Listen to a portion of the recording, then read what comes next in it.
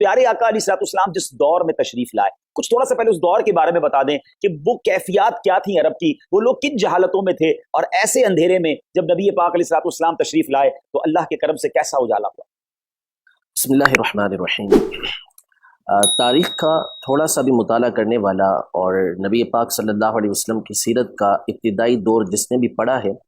وہ بخوبی جانتا ہے کہ جو اہل عرب تھے، بالخصوص جو حجاز مقدس ہے یعنی مکہ مکرمہ اور اس کے اطراف کی جو وادیاں ہیں،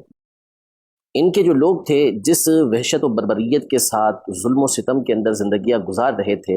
ان میں شرک و کفر کا جہاں اندھیرا قائم تھا، ساتھ ہی ساتھ وہاں پر لوگوں کے اوپر طرح طرح کی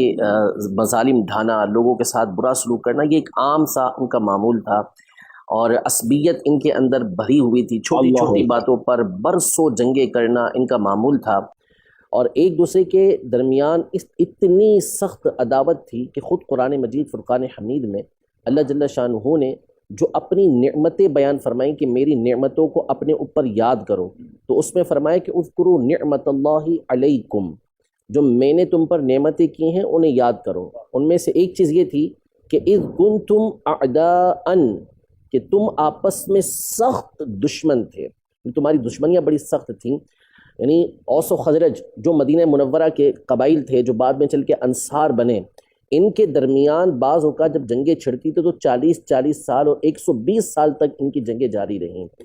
نبی پاک صلی اللہ تعالیٰ علیہ وآلہ وسلم ایسے دور کے اندر مبعوث ہوتے ہیں، اس دنیا کے اندر تشریف لے کر آتے ہیں،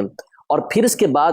جو عالم کا نقشہ پلٹتا ہے اور جس طرح ظلمت چھائی ہوئی تھی وہ نور سے تبدیل ہوتی ہے، رب العزت جل وعلا خود اس کا بیان فرماتا ہے کہ اذ کنتم اعداء، کہ تم آپس میں سخت دشمن تھے، فألف بین قلوبکم، اللہ نے تمہارے دلوں میں محبتیں پیدا کی، فاصبحتم بنعمتہ اخوانا، اور تم اللہ کی نعمت کی وجہ سے آپس میں بھائی بن گئے۔ اب وہ نعمت کون سی تھی؟ وہ نبی پاک صلی اللہ تعالیٰ علیہ وآلہ وسلم کا دنیا میں تشریف لانا تھا، کہ آپ علیہ الصلوۃ والسلام کو اللہ پاک نے بھیجا، آپ کی تعلیم و تربیت اور آپ صلی اللہ تعالیٰ علیہ وآلہ وسلم کے حسن اخلاق کی وجہ سے وہ لوگ کہ جو ایک دوسرے کی عزتوں کے دشمن تھے، ایک دوسرے کی جان کے دشمن تھے، مال کے دشمن تھے، اللہ پاک نے ان کے درمیان ایسی محبت نبی پاک صلی اللہ علیہ وسلم کی تربیت کی وجہ سے پیدا فرمائی کہ ایک دوسرے کی عزتوں کے محافظ بن گئے، ایک دوسرے کی جانوں کے محافظ بن گئے، ایک دوسرے کے مال کے محافظ بن گئے۔ تو اللہ نے کئی مقامات پر جہاں اپنی نعمتوں کا تذکرہ کیا، ان میں سے ایک بات خاص طور پر نبی پاک صلی اللہ علیہ وسلم کی دنیا میں تشریف آوری کو ذکر کیا کہ لقد من اللہ علی المؤمنین اذ بعث فیہم رسولا من انفسہم، کہ اللہ پاک نے مومنوں پر احسان کیا کہ ان کے درمیان انہی میں سے ایک عظیم رسول بھیجا۔ تو احسان جگہ جگہ پر اللہ پاک نے اس بات کا تذکرہ فرمایا، تو یقیناً